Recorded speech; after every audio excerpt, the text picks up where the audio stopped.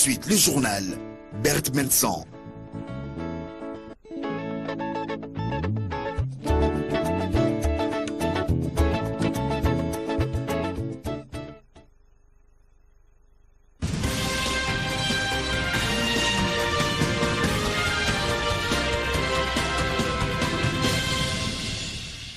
Mesdames, Messieurs, bonsoir. Bienvenue dans cette édition du journal Parler, dont voici le sommaire.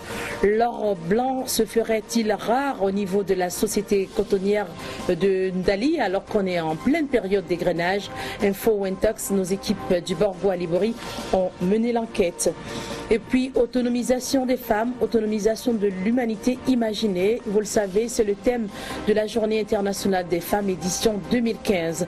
Les femmes de la Confédération générale des travailleurs du Bénin ont choisi de consacrer cette journée à une séance de réflexion dont les échanges ont porté sur les conditions de la femme au Bénin et sa participation aux instances de prise de décision. Inauguration d'adductions d'eau villageoises ainsi que des blocs sanitaires dans l'arrondissement de Quinto, commune de Soava. C'est l'œuvre de Emmaüs International qui contribue ainsi au bien-être des populations de cette cité lacustre. Mesdames, Messieurs, bienvenue dans ce journal. Que se passe-t-il donc réellement au niveau de la société cotonnière de Ndali pour qu'on parle en pleine phase d'égrenage, de manque de coton? Toute la question est là. Sur le terrain, la polémique s'enfle et l'une de nos équipes de reportage s'est rendue à l'usine de Ndali. Voici le constat fait sur place par nos reporters Moudachi Ouakako et Aboubakar Doko. Dans l'après-midi du samedi 7 mars, au moment où notre équipe de reportage faisait son entrée dans l'enceinte de la société cotonnière de Ndali, le parking était presque désert avec quelques camions vides en stationnement. Au fort moment de l'égrenage du coton-graine, les enclos de stockage réalisés à cet effet attendent toujours de recevoir des tonnes de l'or blanc en provenance de plusieurs communes. Vous avez vu sur le terrain, il n'y a pas de camions. Vous avez les enclos qui devraient recevoir le coton. Ceux qui sont en cours de remplissage, il n'y a même pas de camions. D'autres qui ont été confectionnés, vous les voyez, ils sont tous vides. Le parc aussi, vous l'avez constaté. À l'origine de cette situation inhabituelle, le mécontentement des transporteurs qui rejettent en bloc la grille tarifaire proposée par les autorités pour l'évacuation du coton-graine des marchés autogérés vers l'usine de grainage de Ndali. Les tarifs qui ont sorti, ça ne nous va pas. Tu prends le coton de Segbana pour Ndali à 25 000 francs. Tu prends le coton de Segbana à Kandi à 31 000 francs. Voilà, Segbana Ndali là, ça fait 300 et quelques kilomètres. Vraiment, de là, on ne peut pas amener le coton à Ndali. C'est pour ça qu'on n'a pas amené le coton à Ndali. Sinon, dans d'autres usines, il y a le coton en pagaille. Mais chez nous, les tarifs de ça ne va pas. Sans pour autant lever le ton ni prendre d'assaut les rues pour battre le macadam, ceux-ci ont fait l'option délibérée de desservir désormais dans le silence d'autres unités de transformation dont la grille tarifaire semble avantageuse et profitable au détriment de celle de Ndali. Conséquence, le coton, ou si vous préférez la matière première, se fait rare ici à la société cotonnière de Ndali, qui risque de stopper les machines si rien n'est fait. Nous allons arrêter l'usine tout à l'heure faute de coton. Ce qui n'est pas normal. Ce qui n'est pas normal. Et même c'est difficile de mobiliser la main d'œuvre pour travailler. Quand les gens viennent et vous dites qu'il n'y a pas le coton, les gens rentrent chez eux. Pour les ramener encore, c'est difficile. Et pourtant, on profile encore des plans pour sortir le coton du Bénin. C'est-à-dire qu'on veut couper le travail aux Béninois pour en donner aux Togolais, aux Maliens, aux Burkinabés. Ce qui n'est pas normal.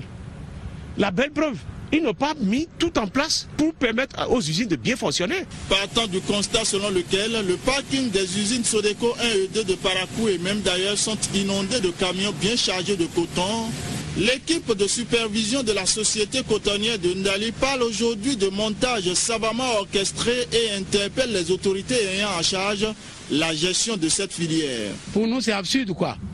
Nous n'arrivons pas à comprendre ce qui se passe et pourquoi c'est sur l'usine de Ndali que ces erreurs-là ont été constatées. Je n'ai pas décortiqué toute la grille en détail, mais j'ai quand même remarqué les écarts de ces tarifs-là sont beaucoup plus, concernent beaucoup plus mon usine que les autres usines.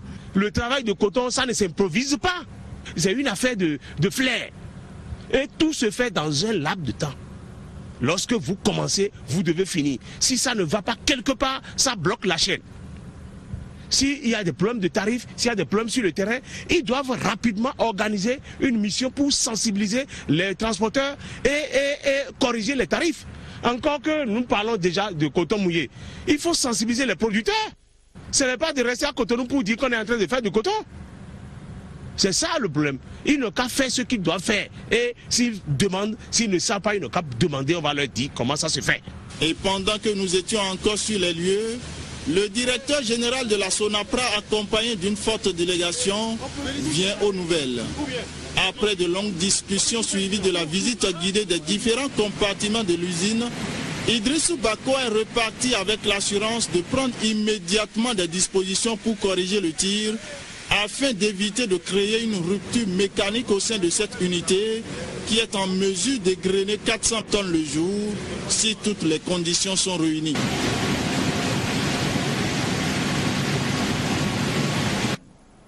Le Centre agricole régional du développement rural, Carder Atakora-Donga, dispose désormais d'un bulletin d'information. Les échos du Carder Atakora-Donga, c'est donc son nom. Il a été officiellement présenté ce vendredi aux différents acteurs du monde rural. La cérémonie a été présidée par le directeur général de cette institution dans la salle de conférence du Carder Atakora-Donga à Natitengu. Voici le compte rendu d'Alassane Arona et d'Alexis Sabouto. Selon le plan stratégique de relance du secteur agricole, les centres agricoles régionaux pour le développement rural, CADER, ont l'obligation, dans l'accomplissement de leur mission, d'apporter des informations utiles et pratiques aux différents acteurs du monde rural en vue de contribuer à l'amélioration de la productivité agricole et du revenu des ménages.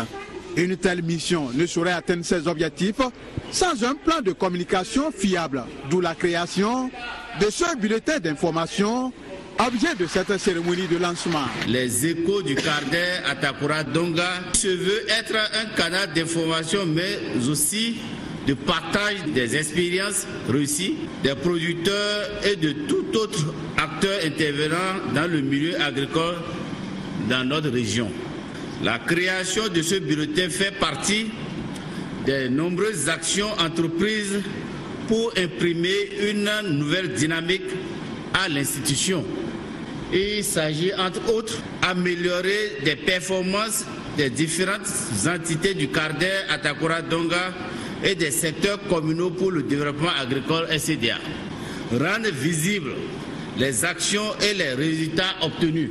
Améliorer la concertation entre les différents acteurs du monde agricole pour l'efficacité et l'efficience des interventions, mais aussi et surtout la satisfaction des usagers. À travers la création de ce bulletin d'information, le Carder Atakora-Donga vient ainsi de franchir un grand pas dans l'amélioration de ses performances au plan communicationnel. Et pour parachever ce plan, il est prévu dans les tout prochains jours la création d'un site web de l'institution. Donc il y aura premièrement l'actualité agricole de la région, et après l'actualité agricole nous allons parler souvent des performances du Carder Atakora-Donga et du secteur agricole de l'Atakora et de la Donga. Les échos du Carder Atakora-Donga est un document de 24 pages qui paraîtra tous les 3 mois et traitera aussi bien de l'actualité agricole de la région, des performances actualisées du secteur que des activités des organisations professionnelles et des partenaires techniques et financiers. Le maire de la commune de Ouida, Séverin Adjovi, était face à la population dans l'arrondissement de Ouida ce samedi. C'est pour une séance de reddition de comptes au cours de laquelle le bilan des réalisations dans l'arrondissement a été présenté. Des activités effectuées donc en cette année de gestion. Les détails avec Asiongwan Kanye Asiongwan et bienvenue Moué. Nous sommes obligés de vous rendre compte de ce que nous avons fait pour vous. Pour cette reddition de comptes ici dans l'arrondissement d'Avlekete, commune de Ouida, le samedi 7 mars, la population est sortie massivement pour écouter son maire, Séverin Adjovi.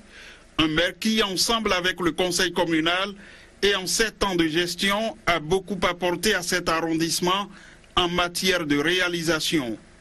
Nous avons pu réaliser ce pont pour qu'aujourd'hui, les voitures puissent traverser pour arriver ici. L'arrondissement d'Avlekété a aujourd'hui une clôture où nous avons payé 5 millions pour pouvoir faire les 4 côtés.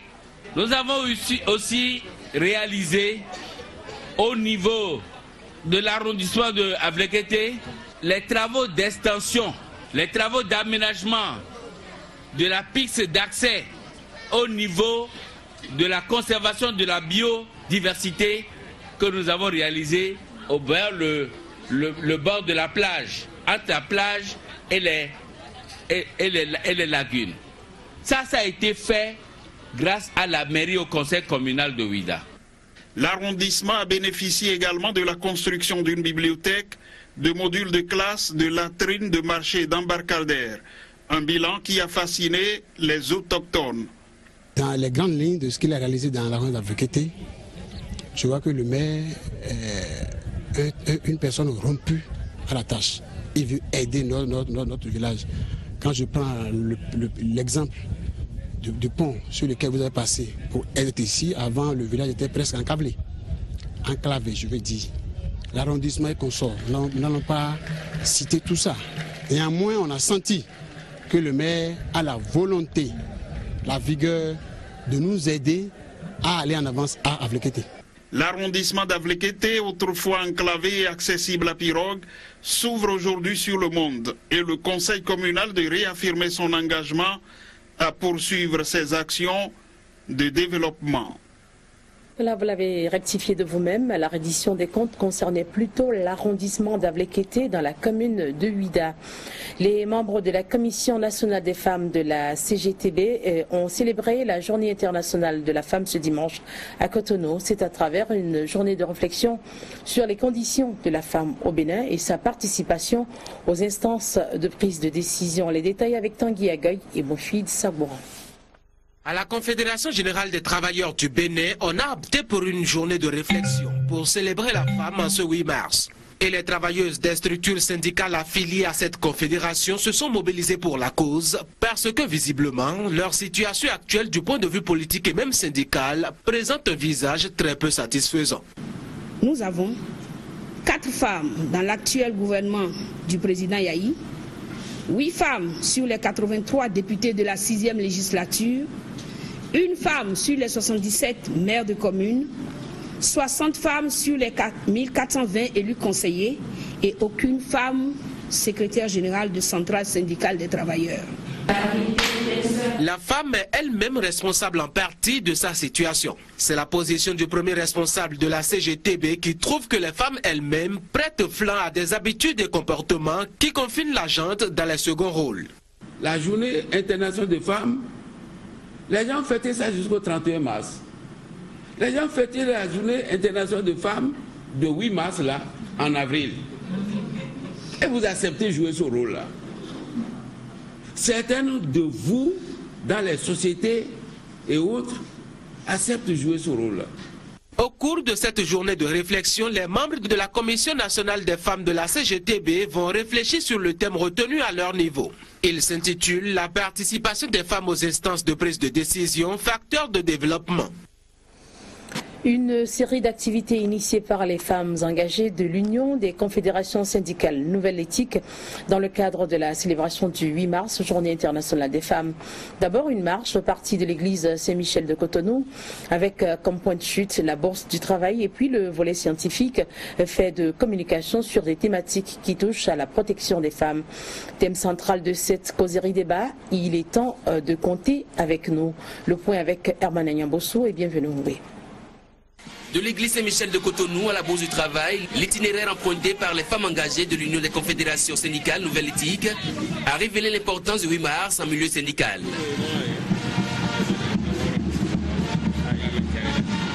Accompagnées de la fanfare et avec l'encadrement des forces de l'ordre, ces femmes, banderoles en main, ont battu le macadam pour faire passer une série de 3 messages.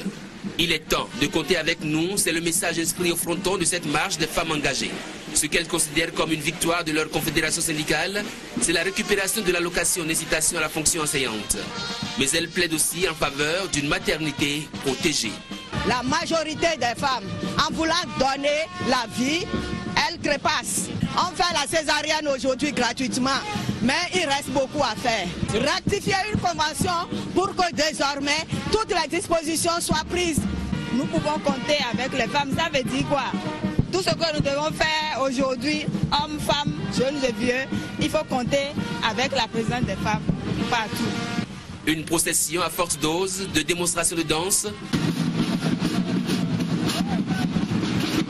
et qui s'achèvera à la bourse du travail pour le volet scientifique de cette journée du 8 mars.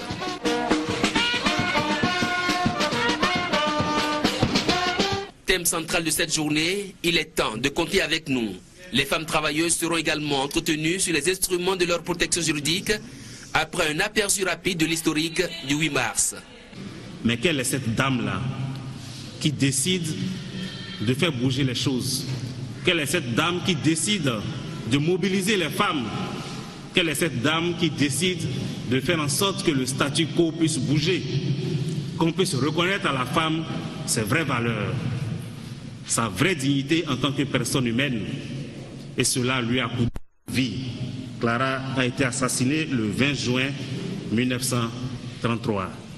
Un hommage à Clara Zetkin, cette journaliste allemande qui s'est battue corps et âme pour que prenne corps, 60 ans après, une proposition qu'elle a faite lors d'une conférence internationale des femmes socialistes. La Journée internationale de la femme reste pour les femmes engagées de l'UCSNE un moment de réflexion autour d'idées qui promeuvent la gente féminine. Les manifestations officielles de la célébration de la Journée internationale des femmes ont quant à elles eu lieu au Palais des Congrès de Cotonou. Toujours ce dimanche, les femmes avaient à leur côté le président de la République. Reportage Ulrich Gaba, Barnabé Messon. Une fois encore, la femme est à l'honneur et le président Boniaï, qui aime tant la gente féminine, ne peut passer à côté d'une telle occasion.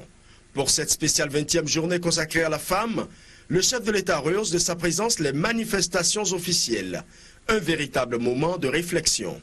20 ans après la conférence internationale de Beijing, l'on constate que les efforts accomplis par l'humanité au profit de la femme sont insuffisants. Plusieurs pays sont largement en deçà des engagements inscrits dans les objectifs du millénaire pour le développement. Et dans ce cadre, la directrice exécutive de l'ONU Femmes a exhorté les pays à accélérer la cadence dans l'instauration de l'égalité des sexes. Ainsi, votre initiative, Excellence Monsieur le Président de la République, est une excellente réponse à cet appel au niveau mondial. Au Bénin, les références statistiques montrent que les rapports de genre entre les hommes et les femmes ne sont pas en faveur de la femme. Bien conscient de la situation, le président de la République reconnaît la valeur, la force et l'importance de la femme dans la société. Le thème de nos réflexions cette année est, je cite, « Autonomisation de la femme ». Autonomisation de l'humanité imaginée. Donc tout se ramène au pouvoir économique, politique et social de la femme. Nous ne pouvons aller à aucun développement en dehors de vous.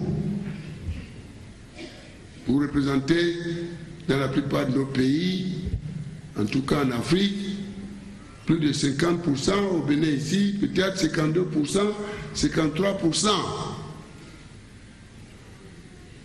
Point de développement sans la femme. Vous sortirez de cette salle avec ce message, mes chers compatriotes. Pour le chef de l'État, cette journée du 8 mars doit être pour chacun et pour tous un repère pour rééquilibrer les rapports entre les deux sexes sur tous les plans. Ce vendredi, avant le jour J de la Journée internationale des femmes, le Conseil des jeunes de l'ambassade des États-Unis près le Bénin a célébré l'événement avec les pensionnaires du lycée des jeunes filles de Lokossa. Au menu des manifestations, une foire et puis des formations. Les détails avec Geoffroy Messon et Florando. Plus qu'une journée internationale de la femme, c'est un pan du mois de la femme que l'ambassade des États-Unis célèbre ici au lycée des jeunes filles de Lokossa. Les manifestations sont à mettre précisément à l'actif des membres du conseil des jeunes de l'ambassadeur des États-Unis près le Bénin. Notre cible principale est la jeunesse, hommes comme femmes. Et nos actions consistent principalement en l'information, des séances de sensibilisation, des ateliers, des séances de causerie, de débat autour de thèmes spécifiques, des conférences publiques, des foires, des jeux concours et bien d'autres. Les activités se sont déroulées en 2 phases. L'une a été une foire animée par des associations de femmes de Lokossa et l'autre une formation de 90 jeunes filles leaders et 10 femmes leaders d'associations. Cette célébration ne sera pas qu'une fête, mais plutôt le début d'un partenariat entre le lycée de jeunes filles du Mono et du Poufo, Lokossa et l'ambassade des États-Unis près le Bénin. Un partenariat qui permettra à nos filles d'être formées en entrepreneuriat et en leadership. Cette cérémonie a été aussi un moment de partage d'expériences.